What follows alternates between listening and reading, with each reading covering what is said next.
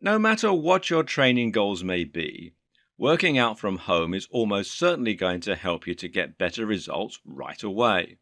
And in fact, if you're overweight or generally very out of shape, then I would argue that training from home is the only way to build muscle.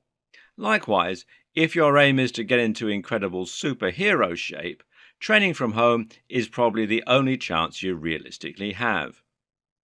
Let's imagine for a moment that you're very overweight and you really want to get into decent shape.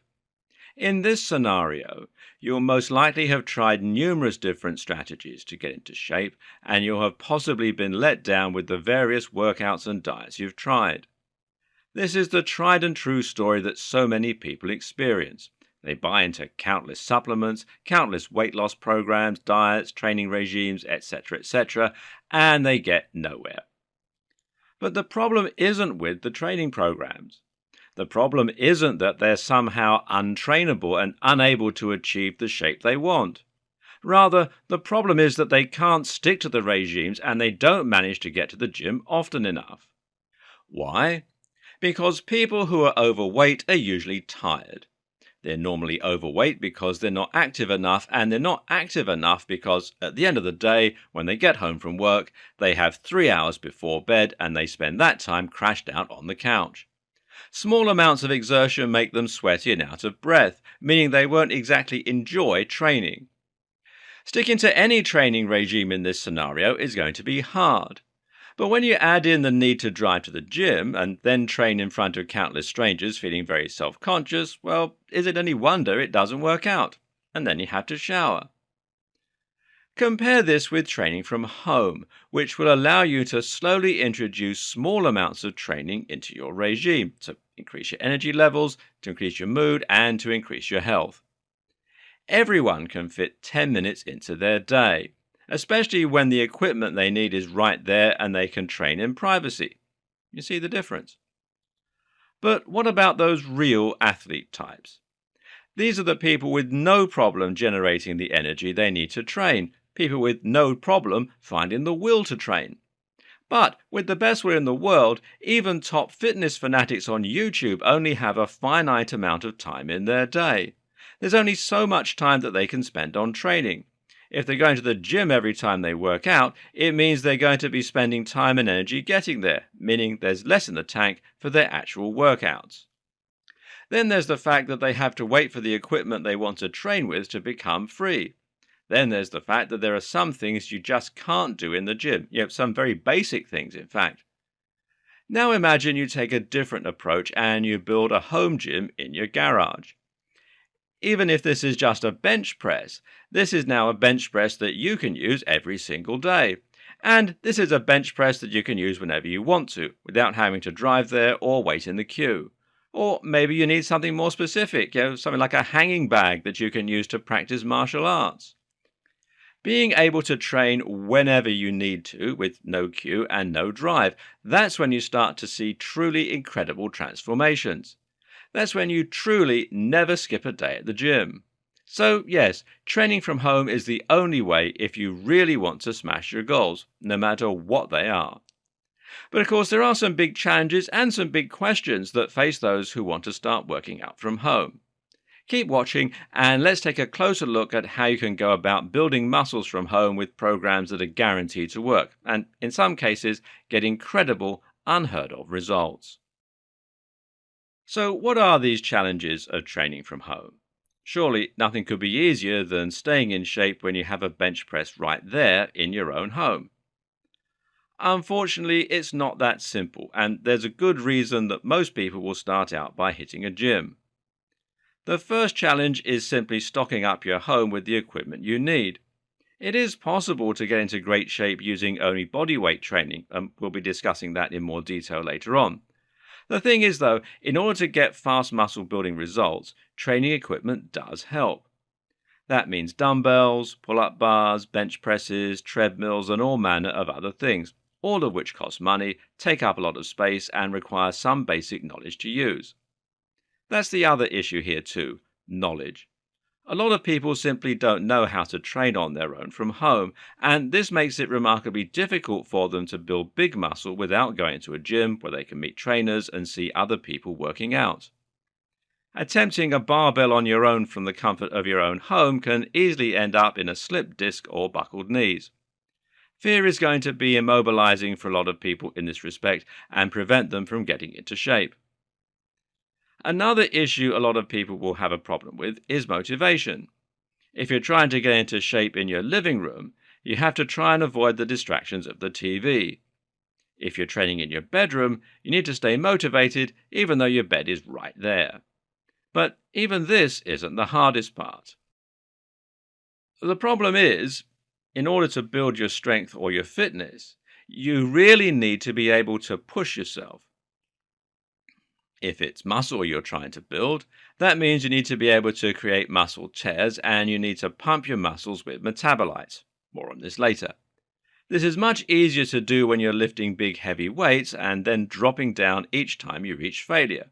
It's much easier when you have a trainer barking at you, and it's much easier when you're in a room filled with other people working hard, with no distractions, and with a soft floor that you're fine to sweat on. The same goes for losing weight. How do you lose weight? Well, with lots of cardio. That cardio needs to be in high volume, whether that's achieved through high intensity or long duration. Whether you're running for hours or whether you're doing intense HIIT workouts, either way, training requires you to push yourself. And when you're at home, you will often not know how to do this, nor be able to do it because you won't have the right equipment or necessary space. But this series is here to change all that.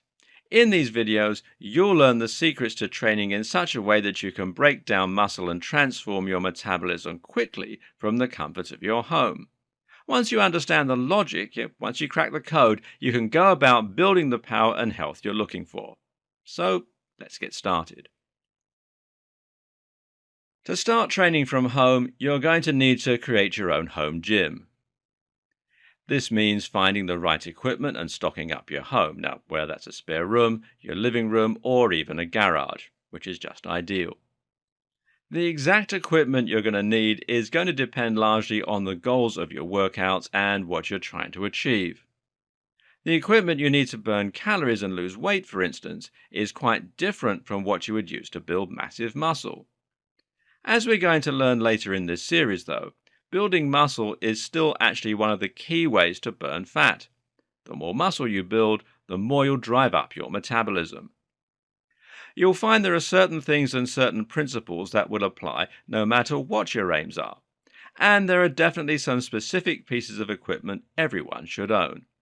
Keep watching and let's take a look at what some of those items are and how you should approach this process. You're going to be faced with some unique challenges when you begin building your own home gym. The first of these is the simple fact that your home gym shouldn't cost too much. If you're relatively new to the gym and you don't have any equipment yet, it can be tempting to stock yourself up with everything you think you might ever need and end up spending a small fortune. Likewise, you need to think about how you're going to store your equipment.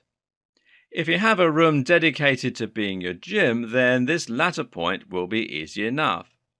But if you do not, then you need to think about how you can make a gym that will be easy to take apart and put back together on cue, or one that's simply small enough and compact enough that it doesn't matter too much. Oh, and you also need to make sure you aren't going to smash any cabinets or go through any tables. The best tip in this regard is to start small and then build your way up. This means buying just a few items that you absolutely need, to begin with, and then approaching the process in a way that leaves you with the potential to expand and build upon that start. Take dumbbells, for example. Now, dumbbells are useful for practically every workout under the sun, and you can hit all manner of different body parts. But you're going to need dumbbells that are heavy enough if you hope to really make an impact on your muscle growth. Of course, heavy enough depends not only on your current progress, which is going to change with time, but also on the move you're doing. Lateral dumbbell raises are difficult to perform with anything above 10 kilograms, even for a trained athlete. Conversely, though, 10 kilograms would be incredibly light for doing dumbbell presses. So, the way to approach this challenge is to start out with dumbbells that can be increased and decreased in size. This means you should be able to remove and add weights as the situation requires and as you build up. Normally, you can get dumbbell sets for around $30 that let you increase the weight up to about 20 kilograms. And this is a great starting point. Or you might want to buy two lots of dumbbells, which will then allow you to build up further still. This is just one example of how you can approach your home gym in a modular and compact way if necessary, while at the same time saving money. Another example of something like this is the pull-up bar. This is an incredibly unobtrusive item and one that will cost you about $10. You can even get a pull-up bar that doesn't need fixing onto the wall like this one. They'll simply fit over the door frame in order to fix into place. The best piece of equipment to upgrade your pull-up bar? Gymnastic rings. Gymnastic rings are simply plastic rings that attach to a rope and can be looped over a pull-up bar. These allow you to perform ring dips, muscle-ups, the iron cross, reverse push-ups, pull-ups from a lower height with your legs touching the floor stretched out in front of you, and all manner of other things. And the best thing about gymnastic rings is they cost very little and they can be stored away easily. A skipping rope, meanwhile, is a great alternative to a treadmill, where you can also do a surprising amount with a bulwark, and that's a piece of metal that offers resistance when squeezed. As we'll see later on in this series, there are also lots of things you can do with everyday items from around the home. So think a little outside the box. Use these tips and the principles behind these tips and build yourself a gym that does everything you need it to without taking up all the space in your home. But for those looking for more specific instructions, the following is a good list of equipment that you can invest in over time to gradually build up your gym. Now note that none of these things are absolutely essential to get started except the pull-up bar and possibly the dumbbells, depending on your interests and goals. Okay, well, here's how to start. First is the pull-up bar, and as mentioned, a pull-up bar is the bare minimum you need to start training and building muscle. The reason for this is that the majority of muscles can be trained using body weight alone. By performing press-ups, you can train the chest and the shoulders. By performing sit-ups, you can train the abs, etc.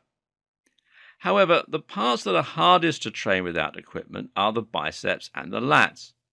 These are pulling muscles, meaning you need to be pulling something in order to work them.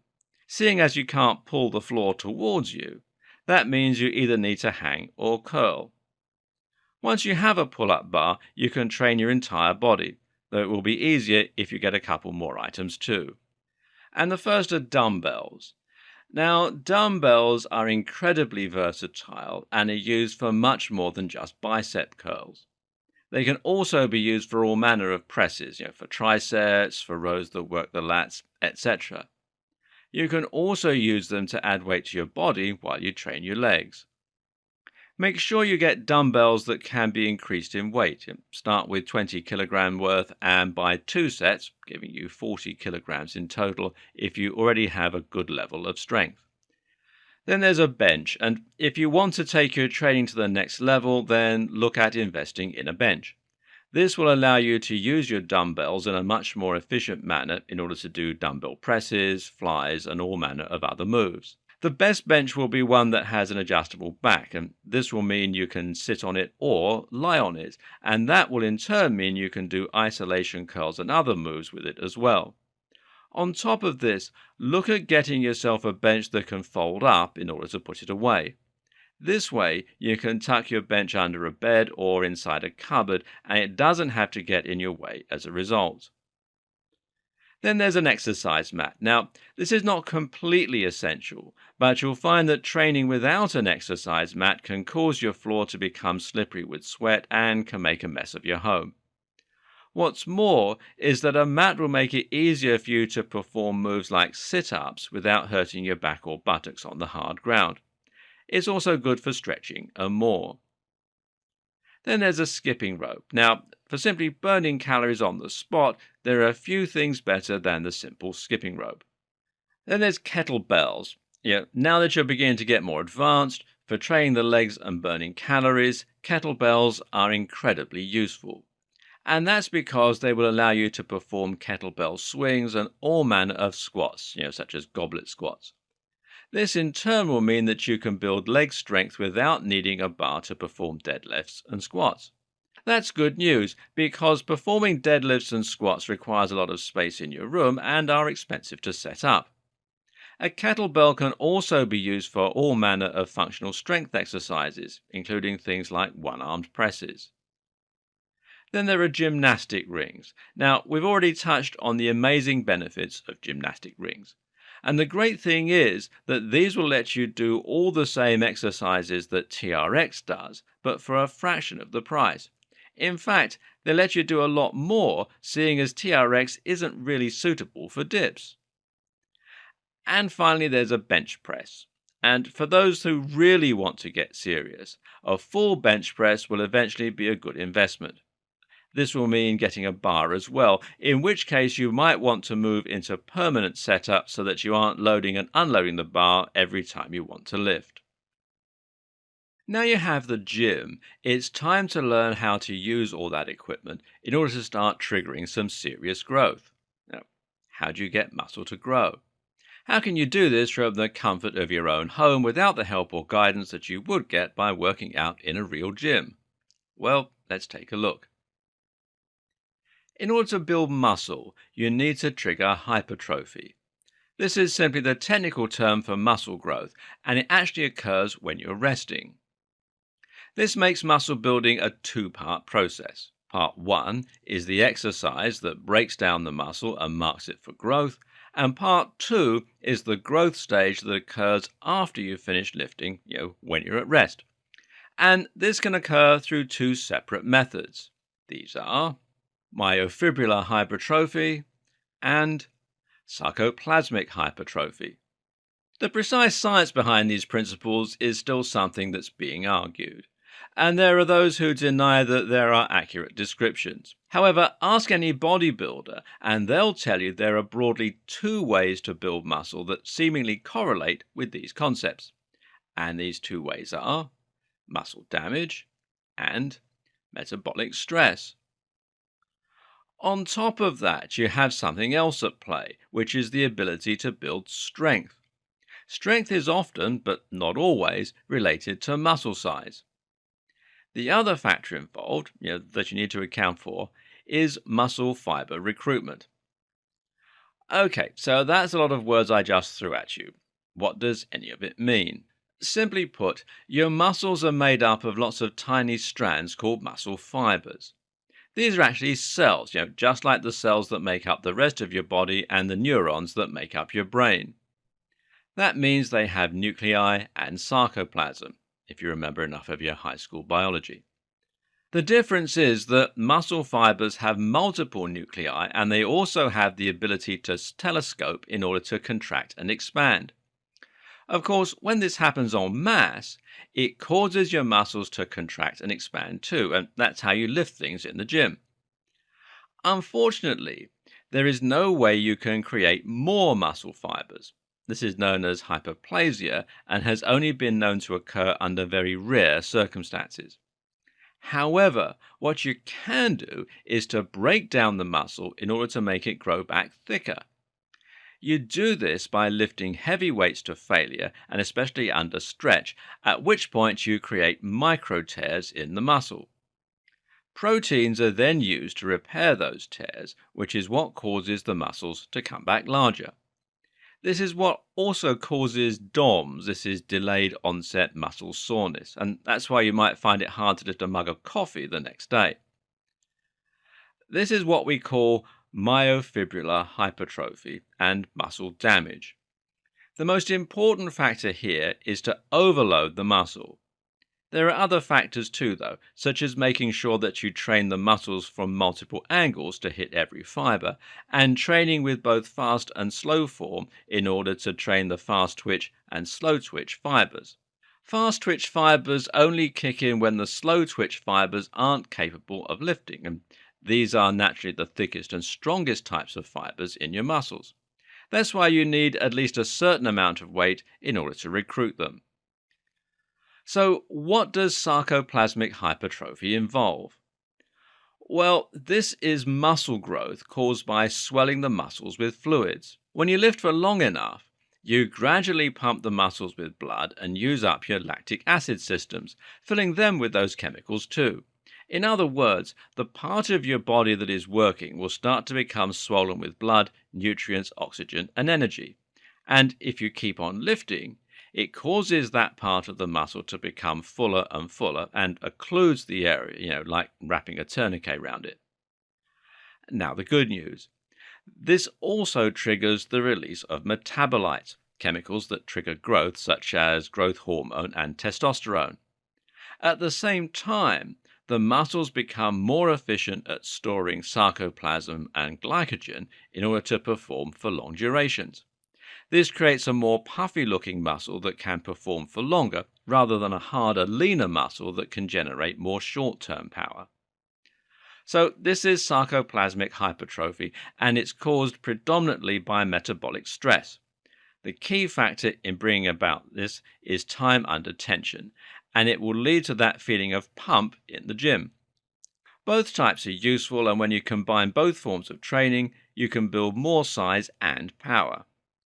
As a general rule, bodybuilders tend to train more with sarcoplasmic methods, whereas powerlifters use more myofibrillar approaches. Then there are those who say there's no such thing as sarcoplasmic hypertrophy. Yep.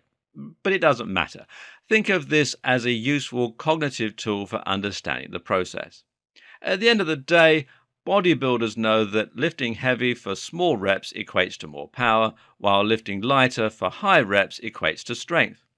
Combining both is power building. Finally, there's one more concept we need to recognize here: muscle fiber recruitment. Because if you look at someone like Bruce Lee, you'll see that it is possible to be immensely strong without having to have a lot of muscle size. How? By using a higher percentage of your muscle fiber in every movement.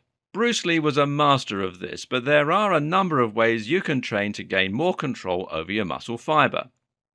The main key is to train at the very highest end of what you're capable of, resistance-wise. This forces your body to recruit as many of the fastest twitch fibers in the muscle as possible, which strengthens the neuromuscular junction to increase your raw power output. Bruce Lee would even use a technique called static contraction, where he would push or pull against an immovable force to practice generating as much power as possible. Add this to your routine, and you'll become even more deadly. So now you understand how muscle growth works, you can start to apply this concept to your training at home. The key is to recognize that you need to create micro tears, you need to create metabolic stress, and you need to challenge yourself with increasing weights. You then need to ensure you get adequate rest and protein so your body can build this back up. And here's where the discrepancy comes in with a lot of home workouts. Because if you're simply picking up a weight, curling it 10 times and then putting it down, you aren't really doing anything. All you're doing is using up some fast twitch fiber and some slow twitch fiber to move a weight 10 times. You're building up a few metabolites and you're maybe causing a few tears, but it's not enough to see rapid growth. You need to train like a bodybuilder. What does that mean? Well, it means you need to cause maximum stress and damage to the muscles and really challenge yourself. And that in turn means thinking outside the box and getting creative. The 1970s are often referred to as the golden age of bodybuilding. Back then you had a lot of big names elevating the status of the sport. You had people such as Arnold Schwarzenegger, Franco Columbu, Lou Fegriano, Frank Zane, Sergio Oliver, etc., etc. A lot of this popularity could be credited to media mogul Joe Weider, who observed these bodybuilders training and examined the techniques they used to trigger growth. He codified these to create the Weider principles, which included such things as supersets, burns, force reps, etc. And if you've ever trained with a fitness instructor, you may have come across some of these techniques. At the time, neither Joe nor the bodybuilders he learned from necessarily understood the science behind these methods. Instead, they trained intuitively by listening to their bodies and starting to recognize the signs that a workout was working. But as it happens, all these techniques were either causing muscle tears or they were causing pump, and we can take some of these and apply them to our home workouts to make them much more effective. In particular, I'm going to be looking at one of these techniques and then a variation on it, and it'll change the way you train forever. Seriously. So, what's the technique I'm talking about? Well, that would be the drop set. Now, a drop set is a routine where you start with a heavy weight, probably something you can lift for about 8 to 10 reps. You then perform your repetitions as normal until failure. Then, when you've reached the point where you can't lift the weight once more, you simply lower it slightly and then carry on. So, let's say you're doing curls in a gym. You might use an approach called running the rack, which means you'll move down the rack until you reach the lightest weight. So you might start with 15 kilograms in each hand and perform 6 to 8 reps. Then you might put those down, immediately pick up a 12 kilogram weight and perform 5 reps. Then you'll put those down, pick up 10 kilograms and perform 6 reps. Put them down, pick up 8 kilograms and perform 5 reps. Then finish on 4 kilograms and perform just 4 reps before collapsing. That's one set. You'll need to repeat this whole process 3 times. So why is this so good? Well, simple. It's causing the maximum amount of muscle damage and it's swelling the muscle up with metabolites. When you start out, you're lifting a heavy weight and you're going to perform 6 to 8 reps. And this is as many reps as you can muster, so you're forced to engage a lot of muscle fiber, specifically the fast twitch kind, which will exhaust quickly. Then, once those fast twitch fibers are exhausted and torn, your slower twitch fiber will kick in to help. Now, eventually, you won't have enough combined strength to keep going, at which point you can't lift the weight anymore. Around the same time, you'll be switching from the ATP-PC system to the glyconic system, which allows you to go for longer. But you're not stopping at failure.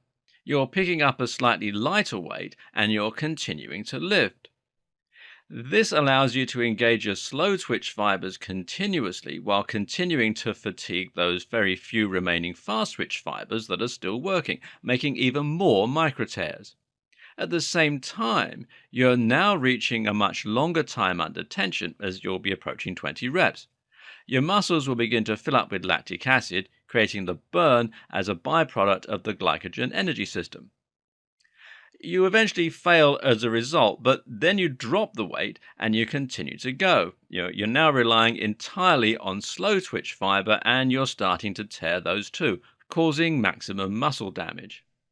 Eventually, it gets to the point where even 5 kilograms is too much, at which point you've caused maximum damage that will lead to maximum growth of all types. It couldn't be more different from simply performing 10 reps of an exercise that you can do comfortably.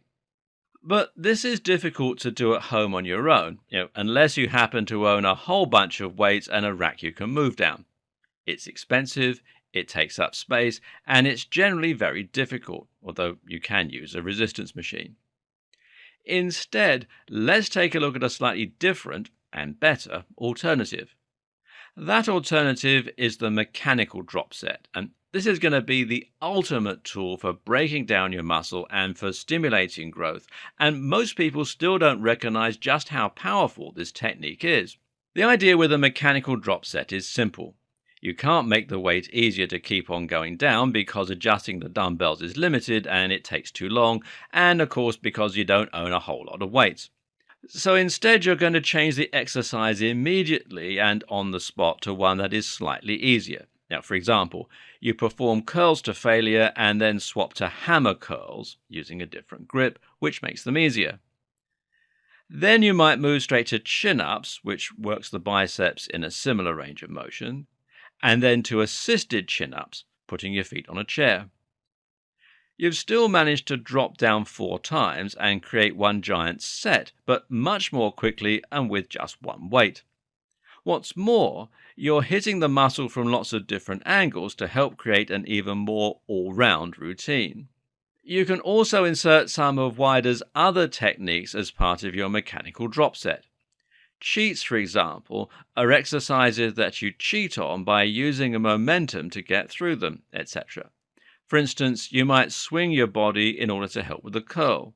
Now, this isn't as good as a proper curl, but as part of a drop set following proper curls, it works just great.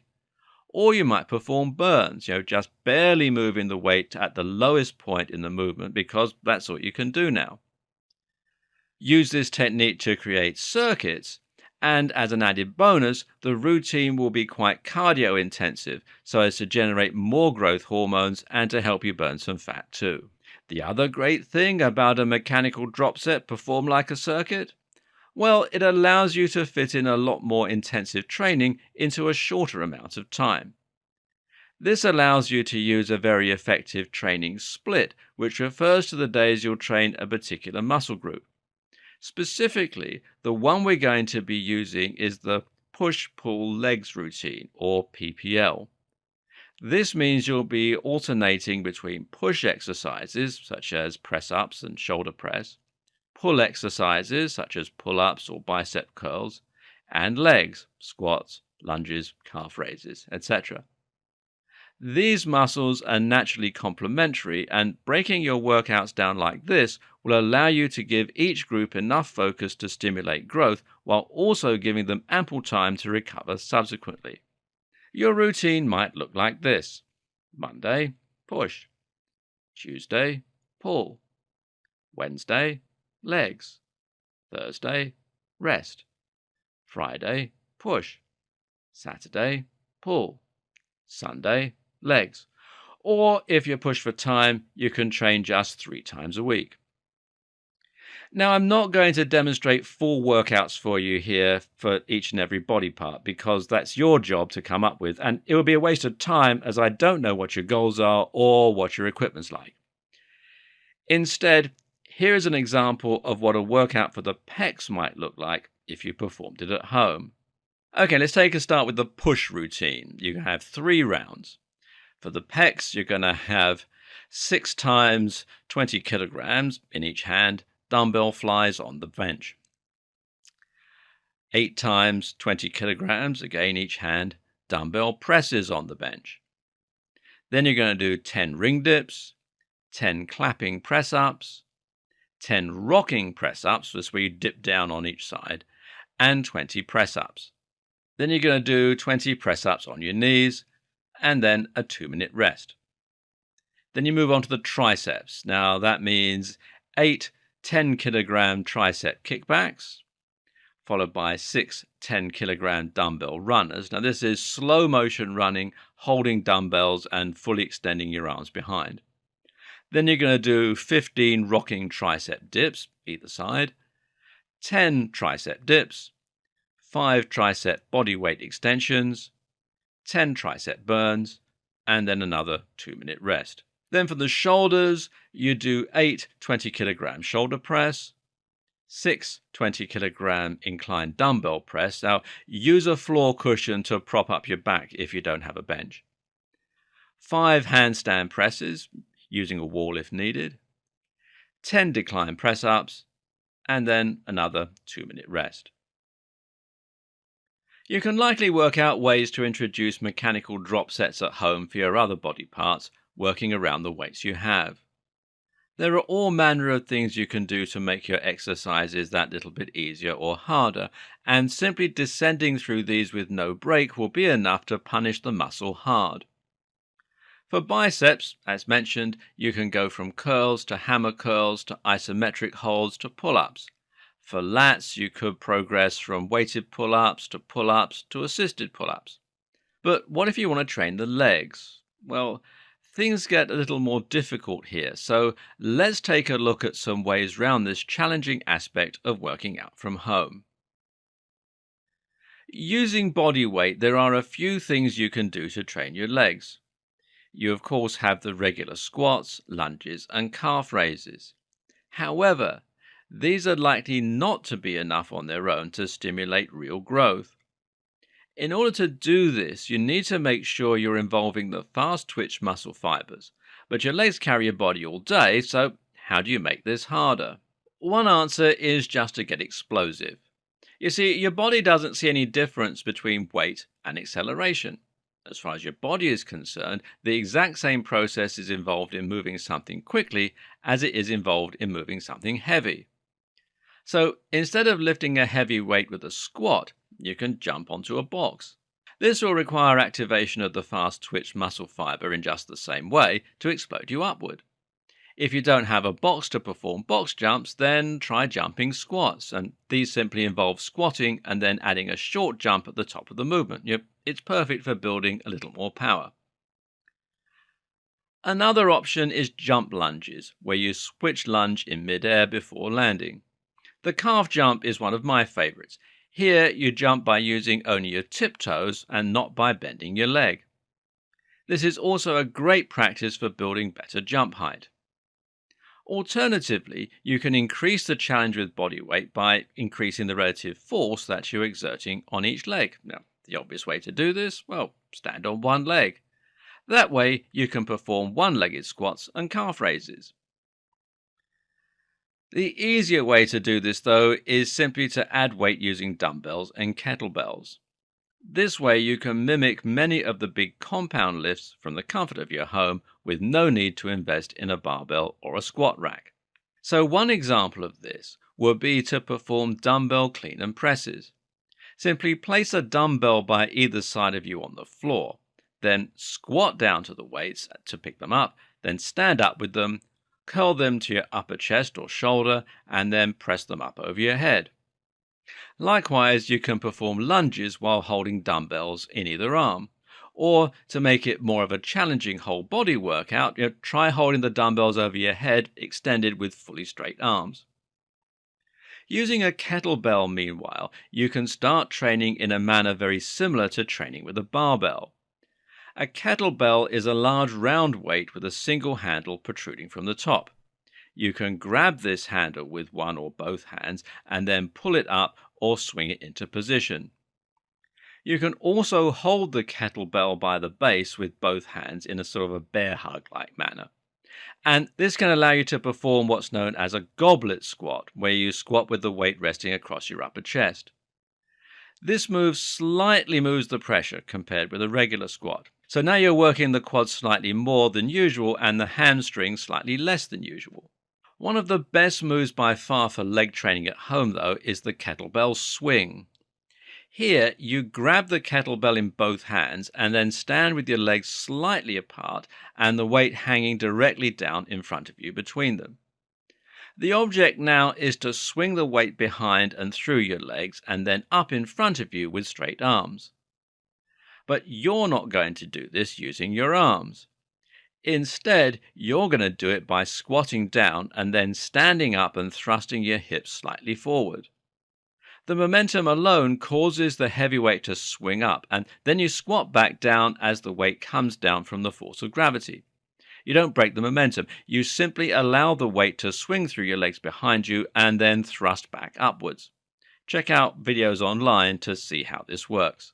As you can see, there are plenty of great ways you can train your legs at home, so you don't need to spend a fortune on a squat rack. One question I get asked a lot is whether or not you can build big muscle using only body weight training. Now, body weight training has a lot of appeal because it allows you to train literally from anywhere and using very little to no equipment. Body weight training, of course, incorporates press-ups, sit-ups, pull-ups, chin-ups, body weight squats, and all manner of other exercises. But is this enough? Can you create enough resistance with just your body weight in order to challenge your muscles to grow? Well, fortunately, the answer is a resounding yes, as long as you know what you're doing. And fortunately, you do know what you're doing because you have these videos to hand. The basic rule is just to make sure you are creating the same damage and the same stress that we have been looking at so far in this video series. It's not enough to just go through the motions. You need to truly challenge yourself. In the case of building muscle with body weight alone, that is still going to mean using the mechanical drop set. You can't increase the weight, so instead you need to increase the challenge by simply making the moves more difficult. We've seen ways we can do this already. Clapping press-ups are harder than regular press-ups, for instance, because they require more acceleration in order to get through the same movement. You then have your one-armed movements, which again create more challenge. You can also do something in between a regular move and a one-armed movement, by rocking from side to side. For instance, you might perform a regular press-up, but while dipping down slightly more on one side than the other. This will allow you to keep the other hand in order to stabilize yourself and prevent you from falling, but it won't be used to provide much of the actual strength and power needed to move through the repetitions. You can do the same thing with a pull-up, a chin-up, or a tricep dip. So now you have your obvious progressions for mechanical drop sets using only body weight. You can go from clapping press-up, to rocking press-up, to regular press-up. Or you can go from clapping chin-ups, to rocking chin-ups, to chin-ups, to assisted chin-ups. Another option is to change the angle of your movement in order to alter the amount of pressure you're fighting against. This is referred to technically as extending the lever arm. In other words, if you move the weight away from the point of contact with the ground, you're now going to make the movement more difficult. Similarly, you can make the move more difficult by reducing the number of points of contact with the ground. So press-ups can become handstand press-ups, or they can become Maltese press-ups with your hands down by your sides. Harder than either of those things is the planche, where you're going to be holding your body parallel with the floor by just your hands, like a press-up, but without your feet touching the floor. Some of these movements are incredibly difficult. Not only do they require a lot of power in the target muscles, they also require tons of functional strength, and you need to be able to coordinate and control all of the muscles in your body to work together. That means making your core tight enough to stabilize your body, and it means making your forearms and hands strong enough to balance you in a handstand. It means having enough control over your legs in order to keep them upright. These advanced moves can become entire full-body exercises. These aren't as useful for growing specific muscles because they don't isolate a target muscle. That means it's harder to exhaust or tear muscle fibers in any particular muscle because there are too many points of failure. But if performance is your interest, this is an incredibly useful way to train, and if you use the moves as part of a mechanical drop set, then likewise they become powerful tools to help you exhaust the fast-twitch muscle fibers first before going on to easier moves to flood the muscles with blood and metabolites. Once you can accomplish these more advanced moves, you start to open up a lot of possibilities to create incredibly challenging workouts wherever you are. And they just look awesome, like incredible party tricks. If you want to train to make other people stand up and take notice, then this is surely one way to accomplish that. The only problem? Well, these really are advanced moves. To add them to your routines, you're going to need an awful lot of power to begin with in order to perform them. So how do you get yourself to that point? Well, let's take a look. The problem here is that the jump from a press-up to a handstand press-up is so great, you're going to have an incredibly hard time building up to it. 200 press-ups still don't prepare you for a handstand press-up, neither does a decline press-up. So what can you do? The answer is to try and break down those bigger moves into smaller components that you can challenge yourself with. So a good place to start would be with the frog stand. Perch yourself just on your two hands with your knees by your elbows and balance there. Then try to do presses like that. Then try to progress from that position to a handstand position with your legs tucked in. As you can see, making these into smaller steps means you can get closer and see yourself progressing more easily. The next tip is to make sure that you really focus on what all your muscles are doing at the time. This training is not just for your muscles, it's for your brain as well. Specifically, it's for your motor cortex to learn the necessary techniques to perform these moves. Now let's take a brief interlude and think about a situation where our brain is fantastic at learning. During computer games, When you play a computer game, you'll be focusing on the game so much that your skill will improve rapidly. Some people can pull off incredible feats in games after not playing that long. What happens here is that they watch the game and they anticipate and visualize the movements they want to perform in the game. And then they try and do it. And if they get it right, their brain rewards them with a flood of hormones, including dopamine and others, to help cement the neural connections that lead to the movement. The more they repeat this, the more those connections are strengthened. And each time, the game rewards them with a chime or victorious music. And that only strengthens this effect and makes them feel even more accomplished. When things go wrong, they lose health, the screen flashes red, and there are very clear cues that this was the wrong move. Thus, the brain doesn't get that response and the movement is not enforced. But really, that sense of reward comes from the fact that they so badly want to succeed. It comes from the fact that they're incredibly focused on what they're doing and that they feel real anxiety and stress as they play and their health whittles down. We can learn anything if we approach it in a similar manner. In the case of working out, that means setting real goals for yourself, to transition into handstand with perfect technique, for example, and then paying close attention to the outcome of your attempt. Was that right or wrong? Should it be enforced or not? The more you focus on that muscle, the quicker you're going to be adapting, and your brain will learn how to pull off the perfect technique. Everything we've said in the previous videos is all well and good, but perhaps you're wondering if any of what we've discussed so far applies to you personally. Specifically, if your objective is to lose weight, then what use is the bench press, or any of Joe Weider's other principles for triggering mass muscle growth? Well, actually everything. If you want to lose weight, then one of the very best things you can do is to train with weights.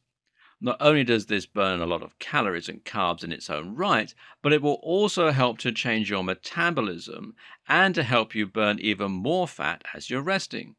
This is simply because it takes a certain amount of energy for the body just to maintain muscle. The more muscular you are, the more fat you burn as you walk around and even as you sleep.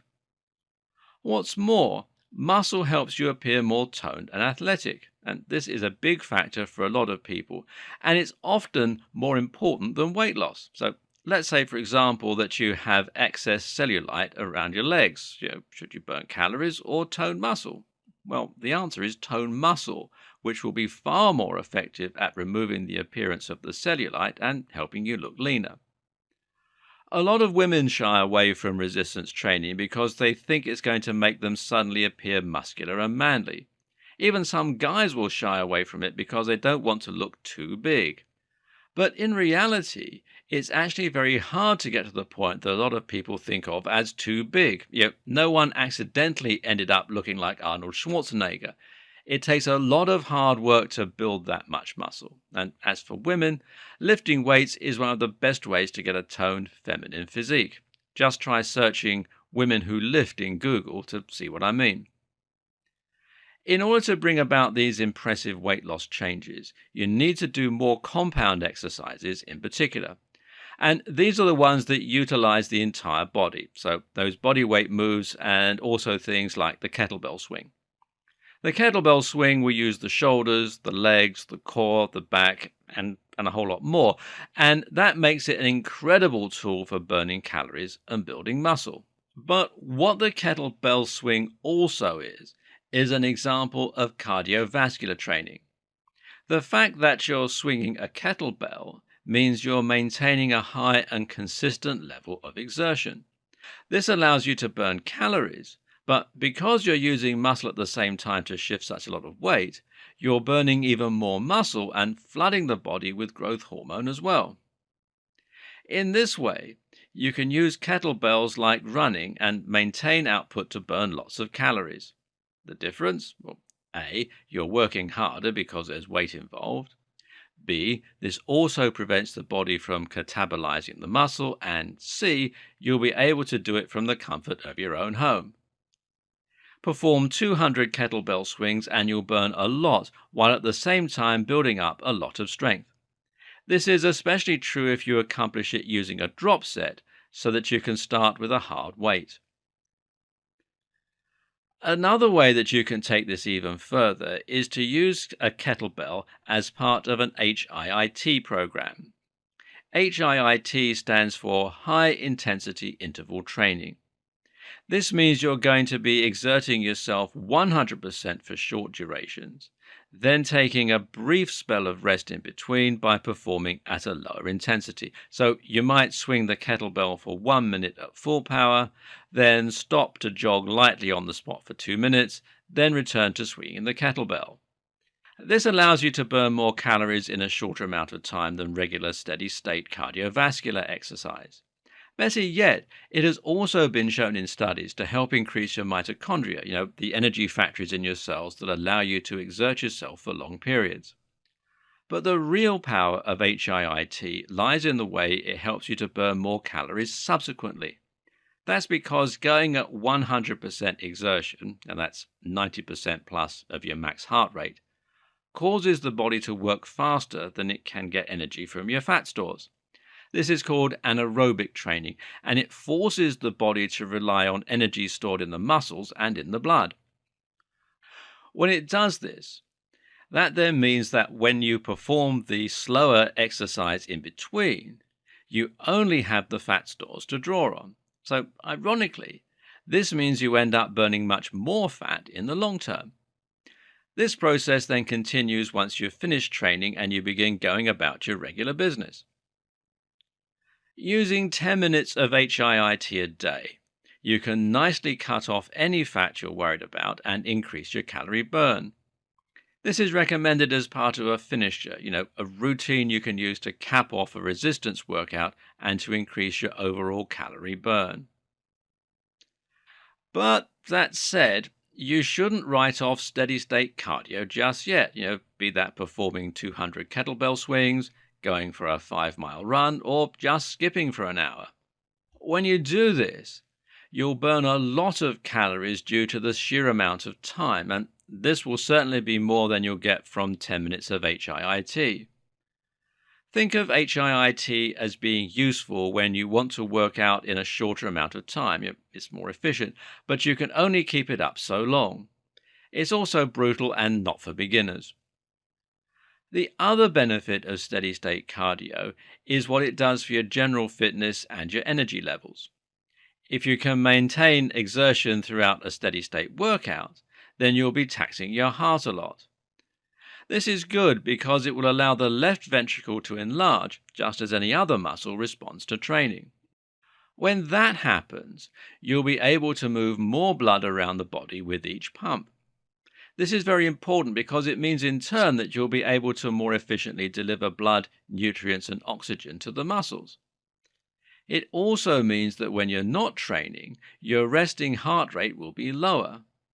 This can actually benefit hypertrophy when you're resting, and it will help you to sleep far more efficiently so that you wake up feeling more rested and better able to tackle the day ahead, workout and all.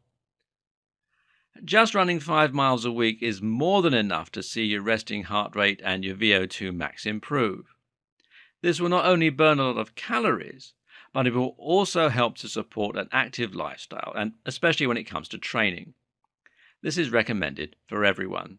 But if you want to lose more weight, then you can, of course, increase the ratio of CV to lifting. That might mean adding in lots of HIIT sessions, or it might mean maintaining your steady state for much longer. Either way, this will make a lot more sense in the next video. Finally, you need to think about the last piece of the puzzle, the diet.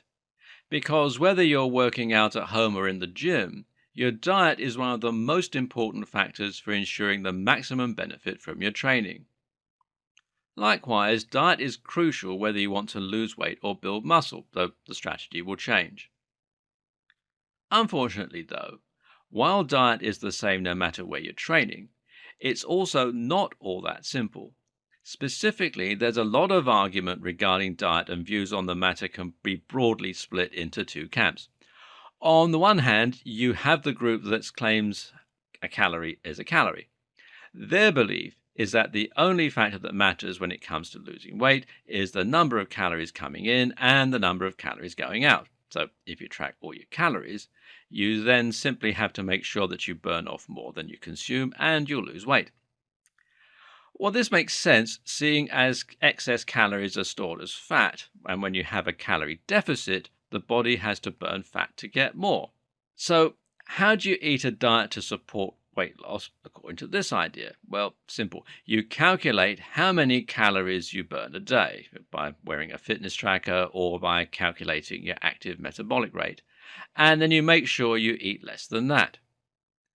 To build muscle, conversely, your object is to eat a lot of protein, which the body can convert into muscle, and to be in a caloric surplus so that you have extra fuel to use for growth. But then there's the other school of thought, and this looks more at the way calories are used at different times. After training, for instance, calories are more likely to be used to refuel glycogen.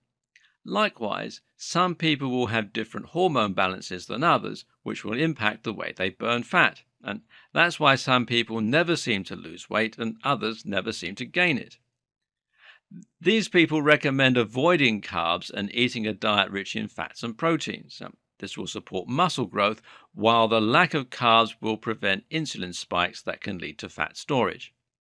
For building muscle, consuming lots of calories is important because you need insulin to build muscle, and low-calorie diets stimulate the release of myostatin, which breaks down muscle. A calorie is not a calorie, according to this crowd. More important is to avoid simple carbs and to eat nutritious meals at the right time while maintaining a consistent blood sugar. So, who's right? Well, both groups, of course. Maintaining a lower caloric intake than your daily burn will always lead to weight loss. The caveat is that you can never calculate how much you're burning accurately. Why? Because the amount of calories you burn is dependent on your metabolism, which has to do with a range of factors, including things like blood sugar and testosterone. You can't deny the role of hormones. Otherwise, steroids wouldn't make people become ripped machines, and hypothyroidism wouldn't cause people to lose weight. The trick is to eat below your estimated AMR, while at the same time doing everything you can to encourage your body's metabolism. Actually, the best way to do that is to make sure you're eating nutritious, natural, and healthy foods, while at the same time working out and lifting muscle. Remember, building muscle makes you burn more fat, even when you're resting. That's why running and using resistance training is so good for creating lean and toned physiques, and when you combine this with the right diet, you're attacking your fitness and your health on all fronts. The hard part is just putting this into practice. Monitoring all the calories coming in and out of your body takes a long time and is rather joyless. So, for most people, it will be sufficient to make a strong estimate instead. Likewise, you can make life easier for yourself if you eat a relatively consistent breakfast and lunch. If you do that, then you'll be able to avoid having to calculate how many calories are in those meals on most days. It'll be enough just to guesstimate how much is in your dinner and then add that to the total. Maintaining a consistent breakfast and lunch is much easier because these are functional rather than social meals. We tend to eat them when we're on our own rather than when we're out with friends. And with that, you now know everything you need to know to build muscle, lose weight, and transform your shape from home. Hopefully, the main thing you've learned is what makes a workout effective. A lot of us find that our workouts at the gym are more effective, but we aren't sure why. Well, the answer is that we're able to really push ourselves, to cause massive damage to our muscle tissue and to trigger a large amount of metabolic stress. When we get home, we just end up going through the motions and don't manage to cause this same damage. But when you understand what it takes to make a workout effective, the methodical breakdown of muscle tissue, the flooding of metabolites, and the continuous exertion, then you learn how you can employ the same methods no matter where you are or what equipment you're using. And once you can train from home, you can train at your very hardest any time of day. That's when you start to see incredible transformations.